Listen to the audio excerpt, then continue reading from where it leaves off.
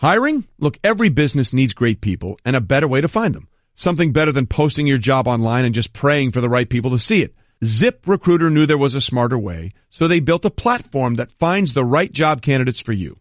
ZipRecruiter learns what you're looking for, identifies people with the right experience, and invites them to apply to your job. These invitations have revolutionized how you find your next hire. In fact, 80% of employers who post a job on ZipRecruiter get a quality candidate through the site in just one day. And ZipRecruiter does not stop there. They even spotlight the strongest applications you receive, so you never miss a great match. The right candidates are out there. ZipRecruiter is how you find them. Businesses of all sizes can trust ZipRecruiter for their hiring needs. Right now, my listeners can try ZipRecruiter for free. That's right, free.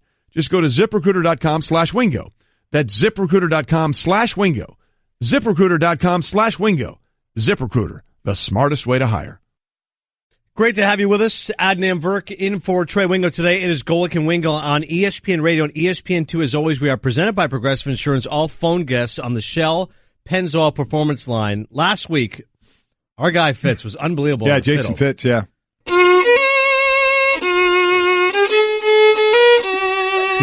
He filled in last week. He'll be here at the end of the week. Again, he was a fiddle player for the band Perry for a number of years, and now is doing sports, his passion here. And we let him hear our open like once. Right. And he picked up his fiddle. Yeah.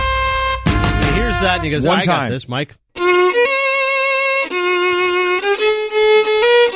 Pretty impressive. Haunting. It really is. Haunting is the right word. It is something about like fiddles and violin that just makes it sound like an opening to The Witch or something. One of the more interesting yeah. things is it was a Juilliard at 10 years old, classical violin, and he did say it was like, I blanked on the movie. It was like Whiplash. He said he said a lot of it was very true. Intense. Yes, very intense like that. Yeah. Am I rushing or dragging? Yes, exactly. Well, yeah. Somebody tweeted him and asked him that, was he usually rushing or dragging? It was rushing. He said fiddle players are usually always taught ahead to try and be a bit ahead of the beat, so you're always rushing. Oh, that's classic. Yeah, there you go. All right, good stuff there right out of the game. and back to the normalcy, since we're talking so much Olympics and curling, we're saying what other sport would you want to do if you could do an event? It couldn't be curling because that's the safest. You know, the other ones you could really get hurt. Linda tweets, actually you can get seriously hurt curling. My friend cracked her head open, had 10 stitches, and another slipped, did a sideways split, and broke both hips. Whoa. And tore some sensitive muscles. Whoa. I know the sensitive muscles. Oh, my God. I could see you. That would be the only way, right? You slipping. It's Correct. not like a stone is going to hit you or anything. Could. I mean, I guess it Rotator could. But, cuff injury with the... Yeah, something, but slipping and falling, I guess, would be the way. At this point in your career, athletically, physically, the things that ail you and your body, I don't see you getting out of the way of a stone if it goes rogue. That's true, especially if they throw it hard to really knock the other ones out of the way. I worry about the ricochet. Foot damage. Not a surprise. Foot damage. That's exactly right. No, I mean, you tried to jump the dog leash the other day and got taken out by a couple of pugs. I did. Cost me a lot. On that note, our boy Buster Olney joins us now. ESPN Major League Baseball Insider joins us in the Shell Pennzoil Performance Line. Taking synthetic motor oil performance to a whole new level. Make the switch to Pennzoil Synthetics today. Of course, Buster, the pride of Vermont. So yes. I feel like, Buster, have you gone curling before? He could do a Winter Olympic event for sure, Buster, right? Well, I skied avidly until I was 7, and then stopped that. I would agree with you. Curling would be the one that I would do. And you guys are talking about potential injuries. Can you imagine if you were just kind of lazy, not paying attention, your hand got caught in between those two things when they hit each other? The stones, yeah. The stones, that would hurt. See? There'd be a busted finger. That would hurt. How about, Buster? Okay, we all say we could all probably do curling, better than any of the other sports. If you could do another sport, which one would you want it to be in the Winter Olympics? Wow. I would love to go bobsledding, but I'm sure that I wouldn't make it a quarter of the way down the track. I'd be the guy flying off, completely out of control. But that looks absolutely crazy, right? Oh, without question. Those guys on the luge are going over 60 miles an hour. Yeah, or 80 miles an hour. I'm sorry, 80 is crazy. Bobsleigh, luge, skeleton, it's all crazy stuff. Buster hosts the Baseball Tonight podcast, returning daily February 20th. Listen on the ESPN app or Apple podcast. Great one you had recently talking to Brian Cashman, of course, running the New York Yankees. But let's start with Yu Darvish gets signed by the Chicago Cubs, Buster. 6 years, $126 million. What'd you make of the deal? that this was an example of how the slow market played in the direction of one of the teams. I don't think when the offseason began, guys, that the Cubs were really thinking about Yu Darvish, but we saw teams like the Yankees, like the Dodgers, sort of stand down in terms of making big investments because they're trying to lower their payroll to get under the luxury tax threshold. And so, we get to the end of the winter, lo and behold, there's Yu Darvish still looking for a team. The Cubs absolutely needed another starting pitcher because Jake Arrieta and John Lackey are moving on, and it was a good signing. And I think for Darvish, considering the market that we're seeing this winter, to get the biggest contract at this point, pretty good deal for him. I was going to say $21 million a year, and just to sign a deal, it seems at this point, because you say the other guys that are moving on, where is everybody moving on to, and why aren't they putting pen to paper as much? Well, it's interesting now because literally about 20% of the unsigned players are Scott Boras clients, okay? He has been very vocal about what he feels like is the problems in the market, the fact that we have a growing number of tanking teams in baseball, a number of non-participants, and he's talked out loud about that. And as we sit here today, he's got J.D. Martinez, he's got Eric Hosmer, he's got Carlos Gonzalez, he's got Jake Arrieta. I do think at some point he probably needs to start finishing those deals. I think J.D. Martinez eventually winds up with the Red Sox. It doesn't seem like a high volume of teams that are interested in him. Eric Hosmer chooses between the Padres and the Kansas City Royals. I can't tell you where Arrieta goes, but I do think with Darvish signing, that better defines his market, and maybe you see him sign with the Brewers or the Twins, or, who knows, maybe a team like the Nationals would step up and grab him. Talking to Buster Olney on the Shell Pennzoil Performance Line. And Buster, I heard you mention this the other day, but looking at the grand scheme of this offseason, how is this one of the unique spots where it seems like the Major League Baseball Players Association, this usually untouchable labor union in sports, has actually faltered a bit and cost a lot of their guys in a big way? Yeah, more than a bit. Look, this is the weakest the union has been in the time I've been covering baseball. In the last CBA negotiations, which concluded in December of 2016, they got killed. They absolutely got killed. First off, they did not prioritize asking for an adjustment for tanking teams. So while they're complaining about it now and they're talking about the teams not participating and pulling $20-30 million per team out of the market, the fact is, in those negotiations, despite the fact we had a lot of indication from teams like the Cubs and the Astros that this strategy of tanking was becoming pervasive, they did not push that. They also came down with lower luxury tax levels than I think a lot of teams anticipated, and it's because of the combination of penalties and rewards, the teams like the Yankees and the Dodgers really haven't spent that much money this winter. The Giants haven't spent that much money this winter. And because of that, I think that has really contributed to where the union stands now. And for the players, they've been very vocal about it. The leadership has about what's taken place. Scott Boras has been vocal about it. But it starts with the decisions made by the union in those negotiations. Talking with Buster Olney right now on Golic and Wingo, ESPN Radio and ESPN2. Buster, talk further about that point, because I've heard people and baseball fans, casual fans, asking for clarity, saying, okay, so all these guys are not being signed because of, like you mentioned, the draft pick compensation and all that kind of stuff. But explain why the leagues, or at least the clubs, are so hesitant when it comes to that compensation and making those signings. Yeah, and I think the compensation, the draft pick compensation, which has been reduced over time, is not as much of a factor. What has become so clear, I think, for teams is that, it's better to win 60 games than it is to win 78 games. And we saw the Houston Astros, I think it was in 2012. Guys, they cut their payroll down to about $20 million by year's end. They only had one guy on the team at the end of that season who was making over $1 million. And because of that, they were at the top of the draft. We see this in the NBA. We see it sometimes in the NFL.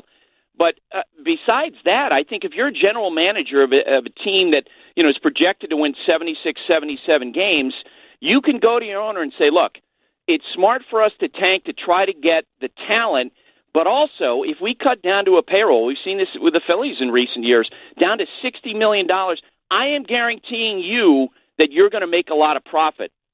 And that's the direction that a lot of teams are taking, and I think that's why you're seeing some teams just simply not spending money this winter. And even if you had a veteran player who could make a team more competitive, they're not participating. They're not spending. And the problem for the union is now they have to wait years to make an adjustment with this. All right, so let's talk about teams that are maybe actually trying to win this year and not going down that road. Of those teams, Buster, let me ask it this way before this season starts. Who are the teams where they're going for it this year, but it's a make it or break it year? If they don't get it this year, then they could break apart. Boy, and it's a great question. And Jerry Dipoto, the general manager of the Mariners, said recently, that it seems like there's more competition for the number one pick in the draft than there is to win, which is why baseball now is in this situation where you have super teams. The Astros look like they're going to be dynamic again, the Dodgers. But specifically to your question, I think this is a hugely important year for the San Francisco Giants. They have an older team, guys like Buster Posey, Brandon Crawford, beginning to start on the downslope of their careers. This season, off-season, they went out, they traded for Andrew McCutchen, they traded for Evan Longoria. They're sort of loading up, but they're still an older team. And if they're going to catch the Dodgers, it probably needs to be this year, next year. Talking right now, Buster Olney on Gola Conwingo, ESPN Radio to ESPN2. Of course, on a personal note, Buster, we are so thrilled. Our buddy Aaron Boone is now the manager of the New York Yankees, and our friend Alex Cora is the manager of the Boston Red Sox. I love just saying that, right? Because we know these guys. We know how hard they work, how talented they are, and what great jobs they're going to do. What have your conversations been like talking to Alex and talking to Boone? Yeah, and both those guys so excited. I texted Alex recently, and I asked him. I said, "Hey, have you sat down to sort of jot down lineups and envision, that process of deciding where Mookie Betts is going to hit?" And reference, and I mentioned that probably Aaron Boone is doing that with Giancarlo Stanton and Aaron Judge, and he said, like the first day that I got the job. I think Aaron Boone is going to be a lot like, if you're looking for a comp, a lot like Terry Francona. Comes from a baseball family, gets along so well with people, communicates so well with people, uses his sense of humor. He really is that type of a person, I think, has become sort of the model for what teams are looking for in managers, and I think we can say the same thing about Alex.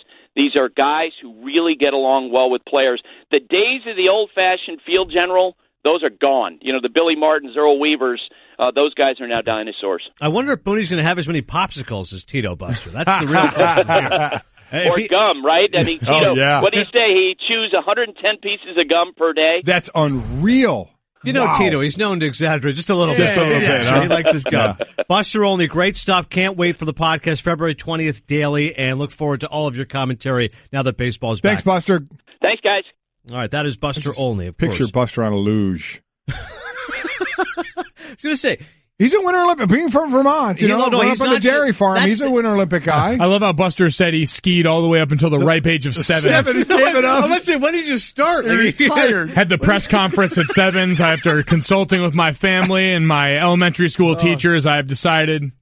He went from 5 until 7. Winning Moments brought to you by La Quinta Inns and Suites. Book at LQ.com and win at business. So here is what's trending. Yes. Virginia, Villanova, Xavier, and Purdue would get number 1 seeds if the NCAA men's basketball tournament started on Sunday, according to a bracket preview released by the selection committee. Mike Jr., I like the idea of a selection committee because I think there's so many people who are big-time NFL fans. Now football's are like, all right, I got 5 weeks. I got 4 weeks till championship week. College basketball, tell me what's up. Oh, these are the good teams. Oh, Texas, surprise. Okay, great. Duke, North Carolina, what's happening? So I actually like this concept of just kind of letting people a window into what's going to happen. Yeah, it's a cheat sheet. So this is the first time that the NCAA basketball committee has done this, correct? Correct. So going off of the model that we've seen work pretty successfully driving conversation for the NCAA football, you call it a tournament. It's a 4-team tournament, so a lot fewer teams, but that same idea of giving us a window into what that group is thinking, because I think we forget there's like a dissociation with the NCAA basketball tournament and the idea that it is a committee that's going out and selecting all these teams just because of your point, the sheer volume of teams that make it. And isn't committee just another name for judges? I mean, when we complain about the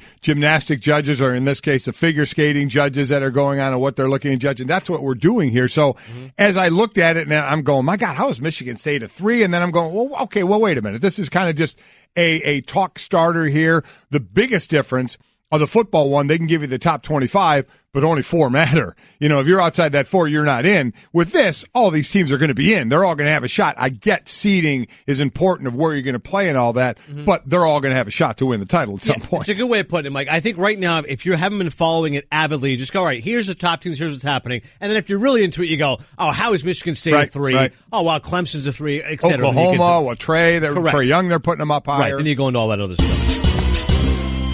Also, Arizona Cardinals wide receiver Larry Fitzgerald and PGA Tour pro Kevin Streelman won the AT&T Pebble Beach Pro-Am team title on Sunday.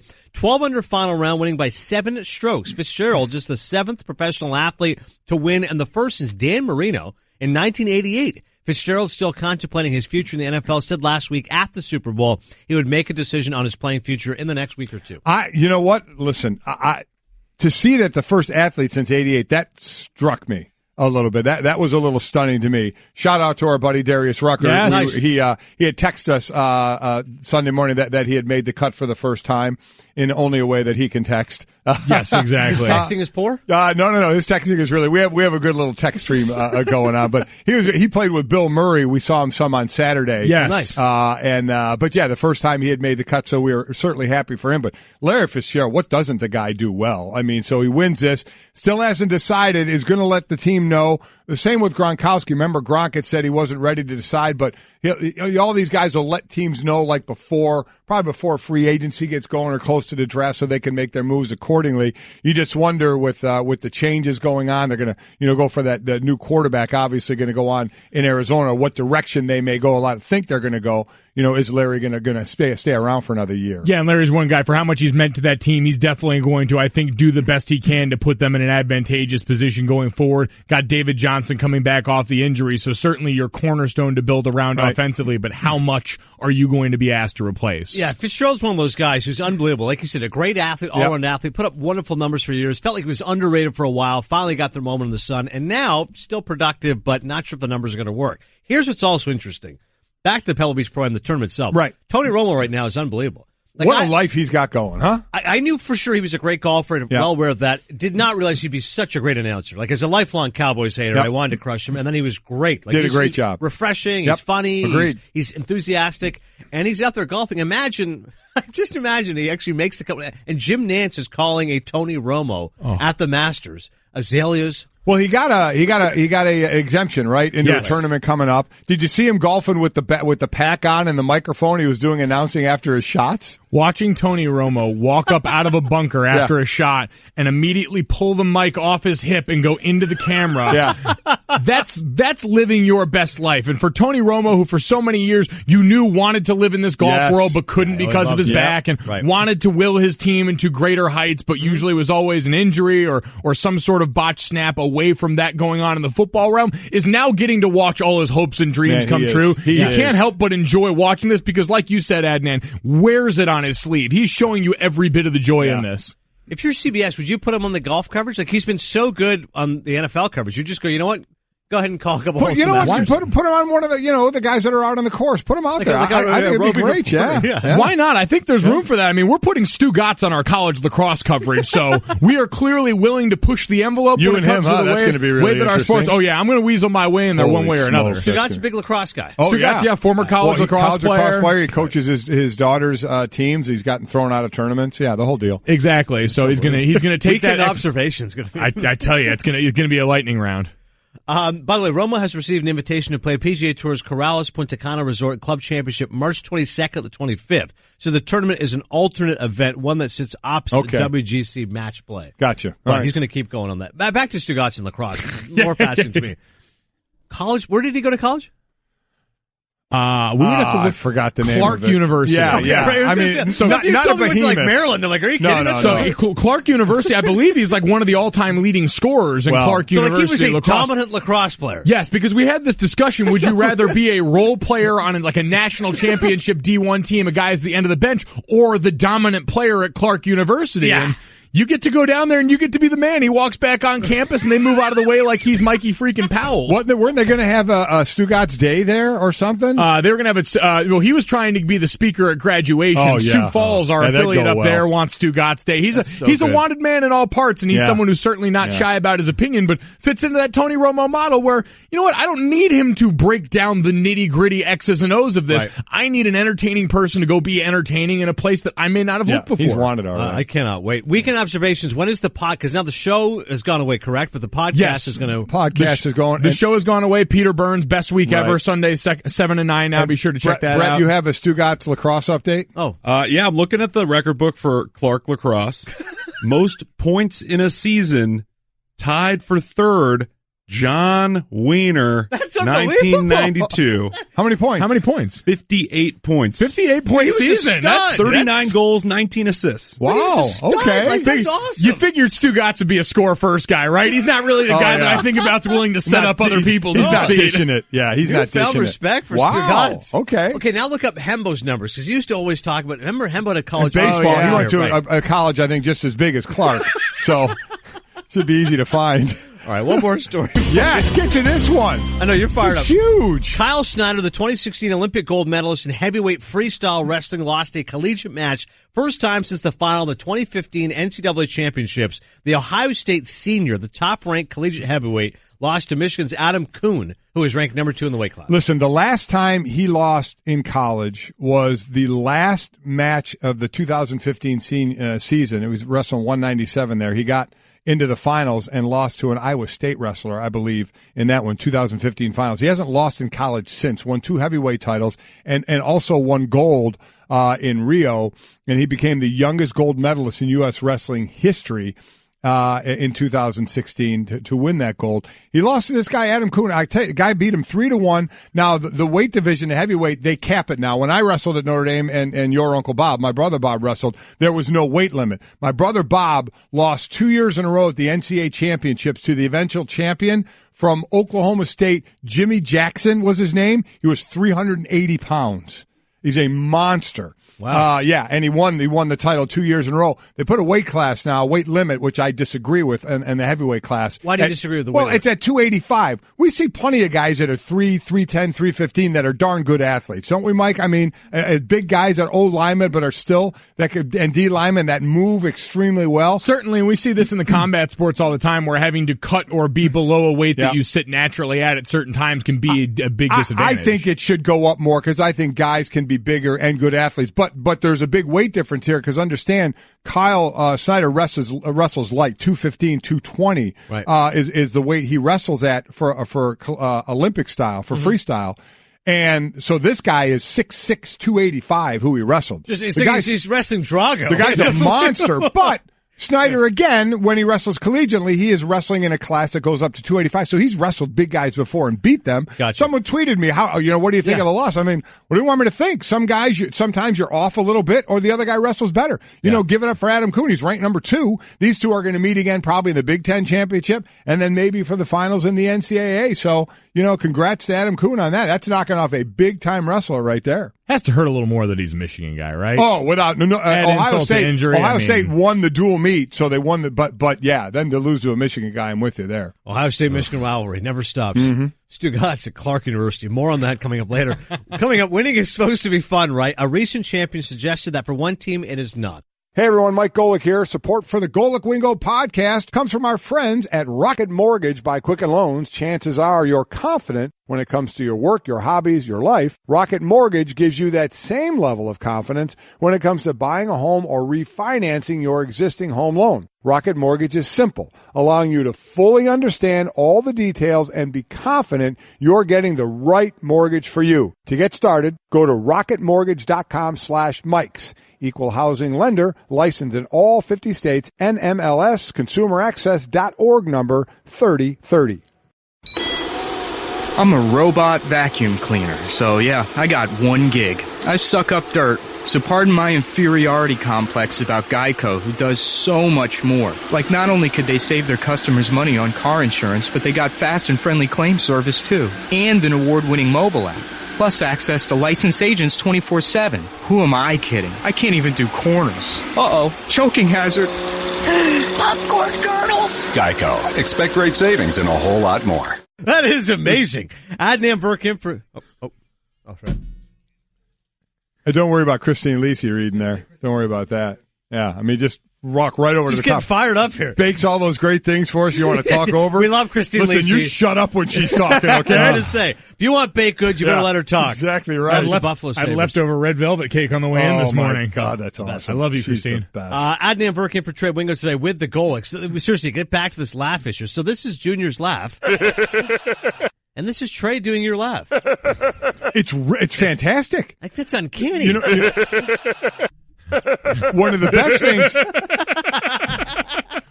best things is seeing Trey's facial when he does it. See what he looks like. Oh, yeah, it's he hilarious. contorts like this. He does. He contorts his face. Pretty amazing. Like, seriously, Mike, spot which one is Junior, spot which one is Trey.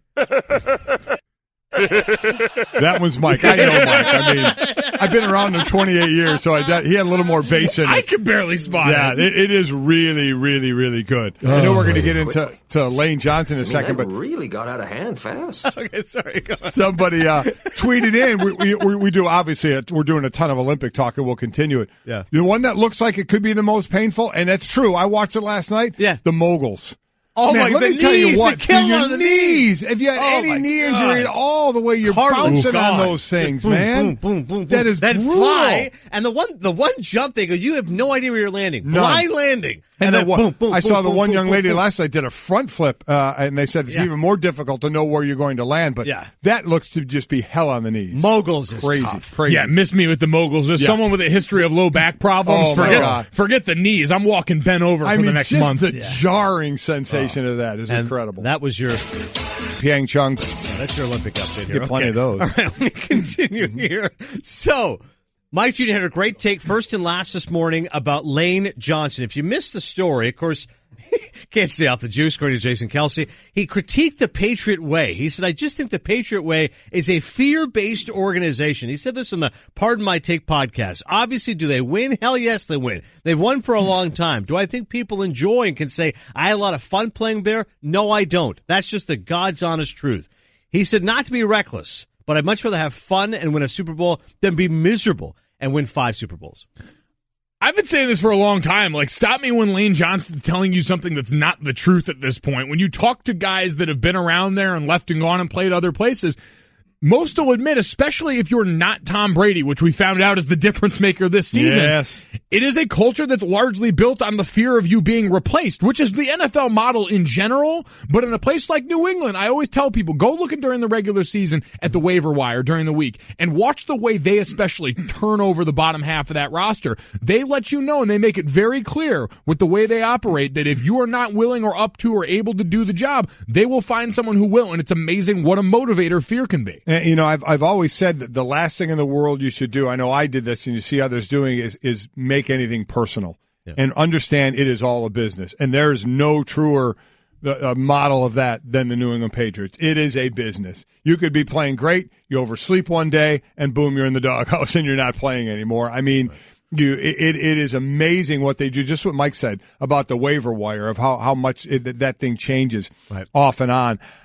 I mean, listen, go I get the fact you want to have fun, but you honestly would tell me you'd rather be crushing beers, having a good time, 1 Super Bowl, or a 5-time I don't know Super Bowl about champion? that. I don't know if I agree with you on that one, Mike. Yeah. I mean, now there's degrees of miserable, and we do know that people have been miserable there. Others have been fine there, and I'm sure there are a bunch of people in between. So what do you take? Now, that Philadelphia Eagles team, those guys look like they had a ball this year. A lot of them get along. It really was reminiscent of when I was in Philly for 6 years. It was before free agency. We were all around for a while. We were all really good friends as well as teammates. And it looks like they got a good bunch like that in Philadelphia. So you can get boy, you win that last game and just, with all your teammates who you really enjoy, as opposed to if you win it is it more relief, when you win it in New England? I'm sure there still has to be a joy. You're standing at the mountaintop after. 5 of them, again, if I was completely miserable and was looking for a way out and say, oh, my God, I got to stay here again, but, I'm going to get another ring.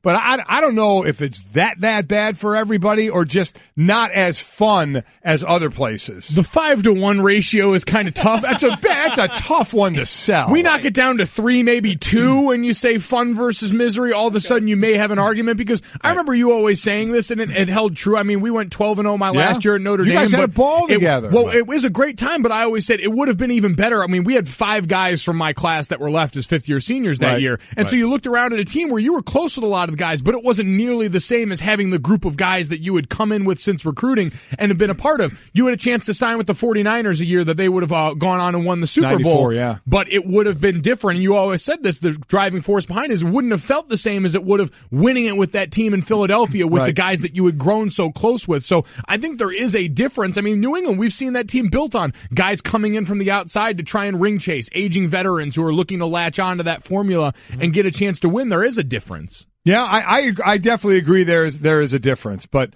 I'll go back to 5-1's a tough ratio. Oh, yeah. Well, it was 5-3.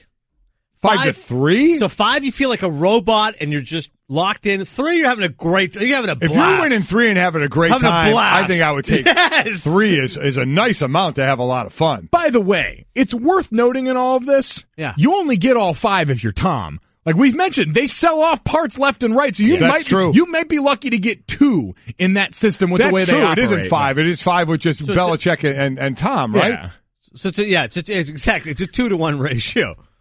Yeah, it's essentially what it amounts to. So that makes Lane's point a little bit more. It's conflicting ideologies. It's what we saw when Seattle was a wildly successful team at the height of their powers. The way Pete Carroll and that bunch got along out there. Right. We've seen other styles be able to win the fight. The Patriots have just been able to do it most consistently with that. And I think we have to understand that it's not like only in New England where they like at times that people say they're like robots and not having fun. Correct. That can be true in other places as well. I mean, not every place, is standing around Pete singing Carroll and Kumbaya Seattle, and all that kind of thing. So Buster just emailed, he goes, could any group testify that New England weigh more than the running backs?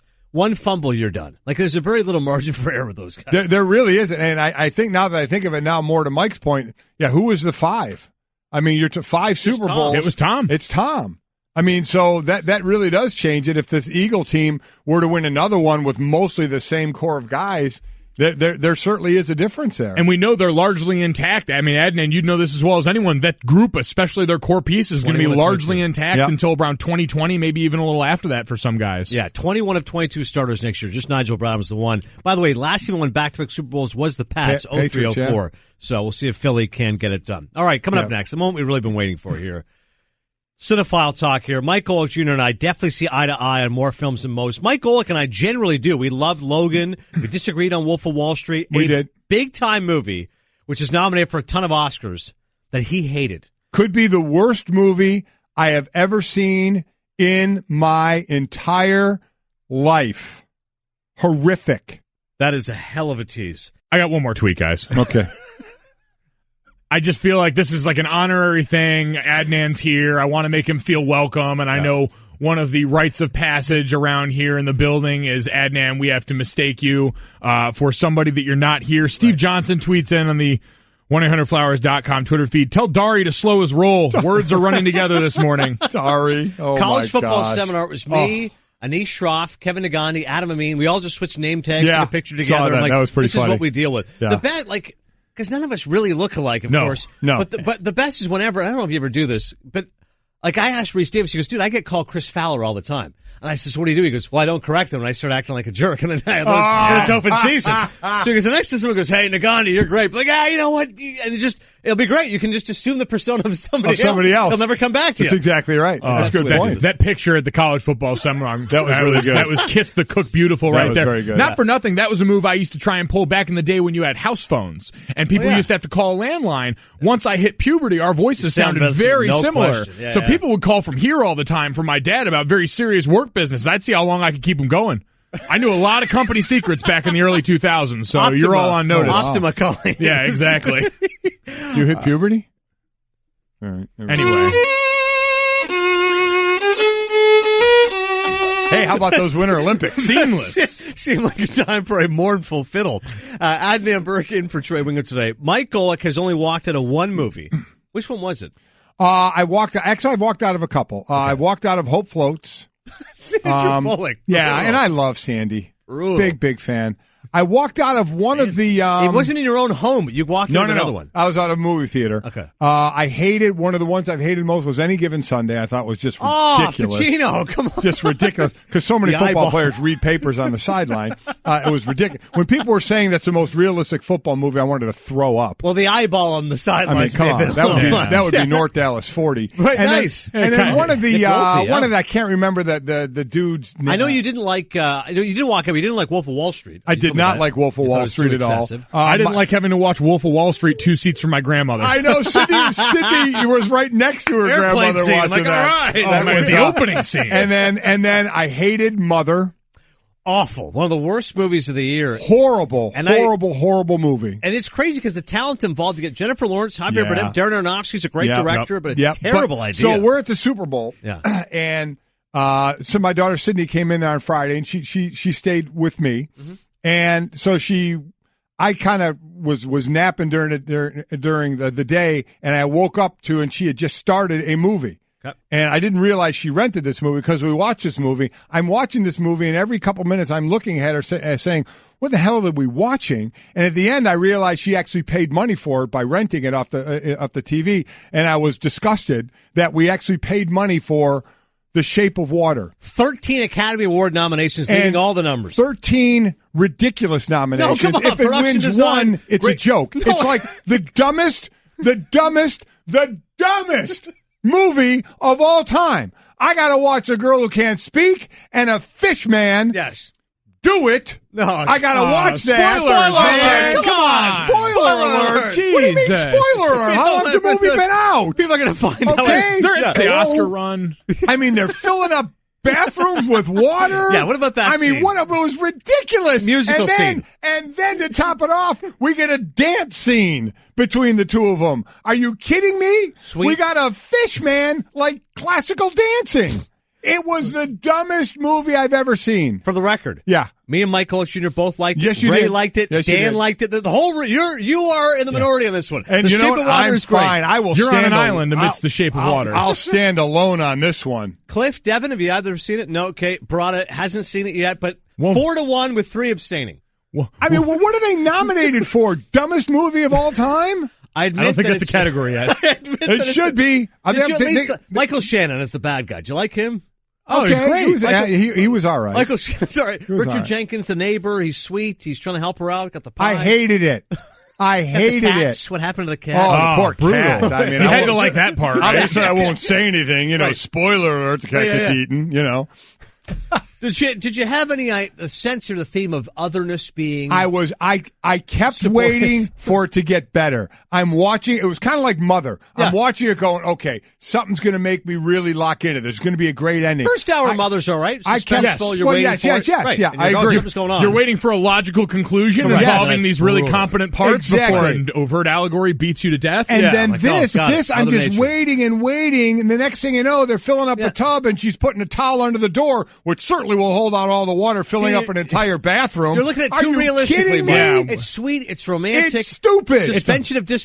It is stupid. It's a love story about outsiders. Love doesn't have to look or sound a particular way. It's a fish man. Lose yourself in the beauty of the moment. It's one thing if one of your favorite movies involves oil drillers destroying an asteroid. Hey, that's realistic. Okay, there's a meteor coming toward Earth right now, and we need Harry Stamper. Okay.